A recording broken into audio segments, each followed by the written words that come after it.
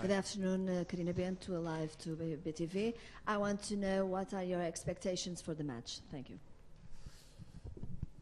Yeah, I think the next difficult away match. So we already played in Santa Clara and in Pasos, and now it's the third match in a row against Arouca. So tomorrow night at 9:15. So yeah, I think we did it well in the last two matches, but we expect tomorrow the same sharp opponent. We know that they are, especially at home, very good. So there's a fast team. They are good in transition, in counter-attacks. So they are on sixth place in the league. That says everything.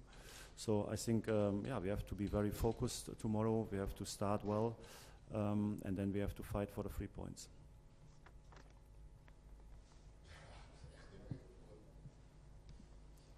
João Paulo Almeida, RTP. Arouca is in the 6th place, but is the 4th team to have conceded more goals. What are the team's strengths?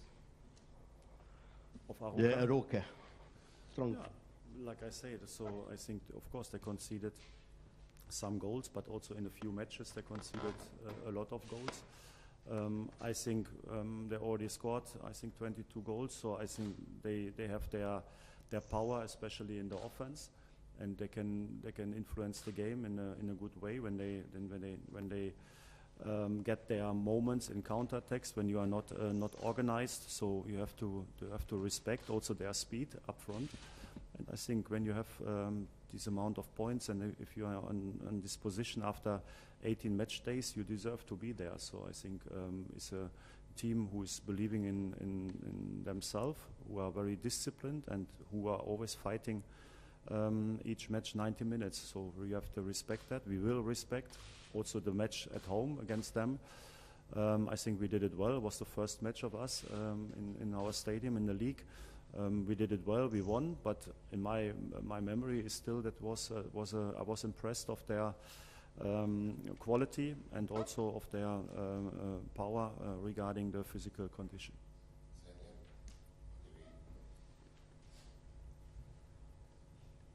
Hi, Beatriz Maros Leal, CNN and TVI.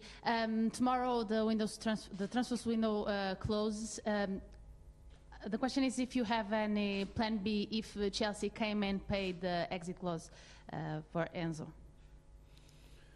I think we always have to prepare everything in the background, especially at the end of the transfer window, especially when you are not on the driver's seat. So we all know that we have a situation with Enzo that he has a clause in the contract, and so that means if the player wants and there's a club who pays this amount of money, so you cannot stop that. And of course, for this moment, you have to be prepared.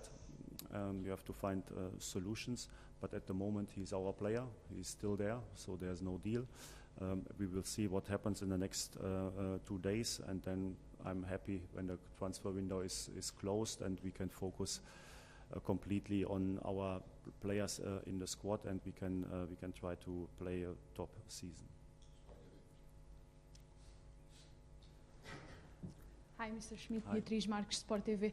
I would like to ask you about Gonçalo Ramos, if he's how it is, and if he can go, if he's ready to the game tomorrow, and if not, if Kasper can make his debut tomorrow.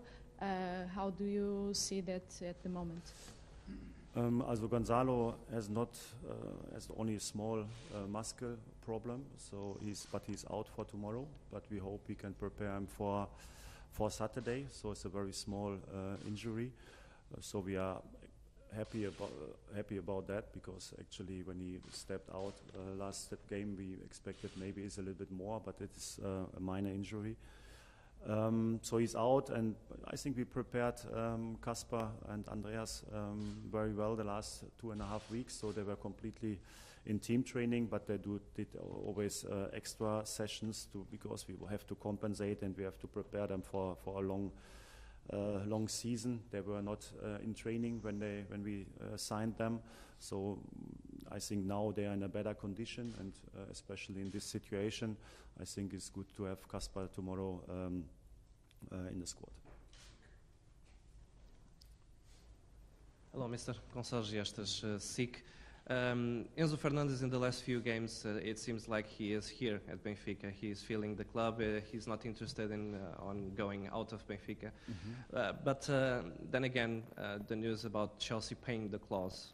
Do you think that, are you afraid that Enzo is with his head in the last 2 days of the market out of Benfica, or with this situation a little bit confused?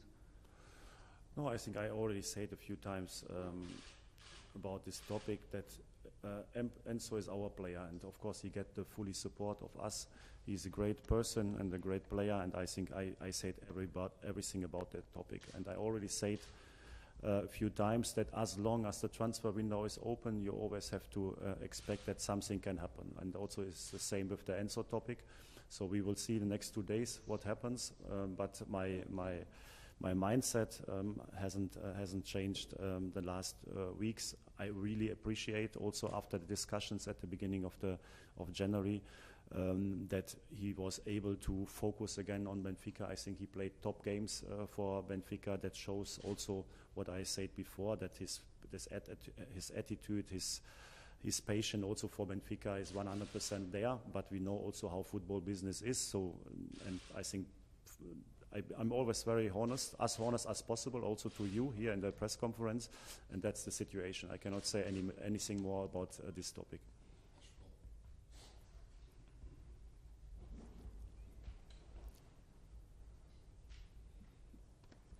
Hello, Ricardo Gouveia, Mais Futebol.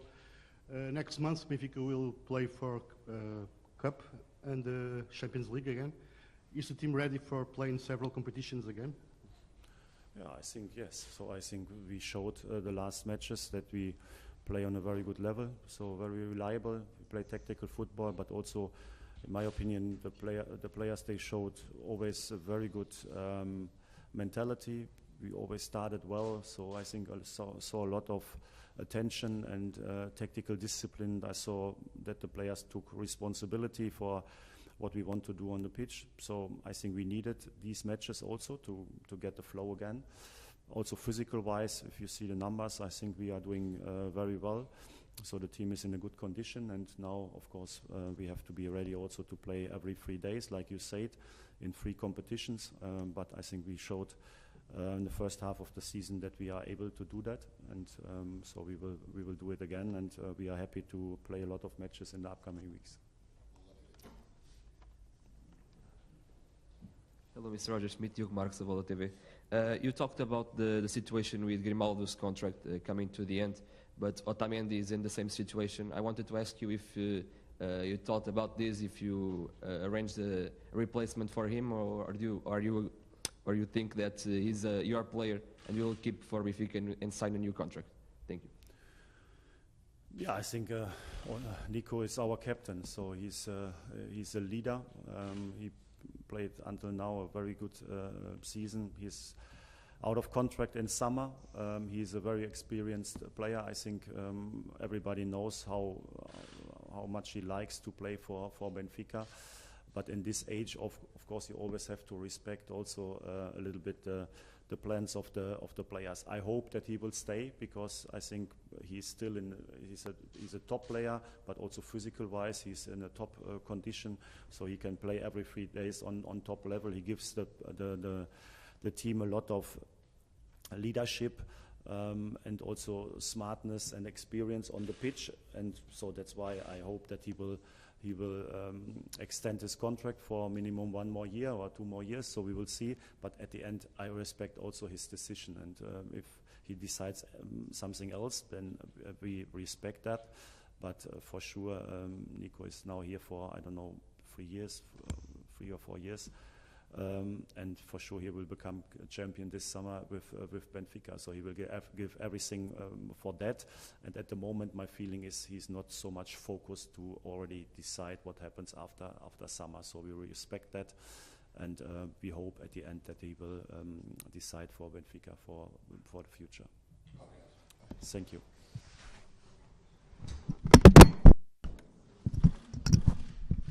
Ficaram aqui então as primeiras declarações de Roger Schmidt em relação ao jogo de amanhã em Aroca. O treinador que começa também por dizer que Gonçalo Ramos não estará presente amanhã, estará fora da lista de convocados, apresenta-se com uma lesão que acaba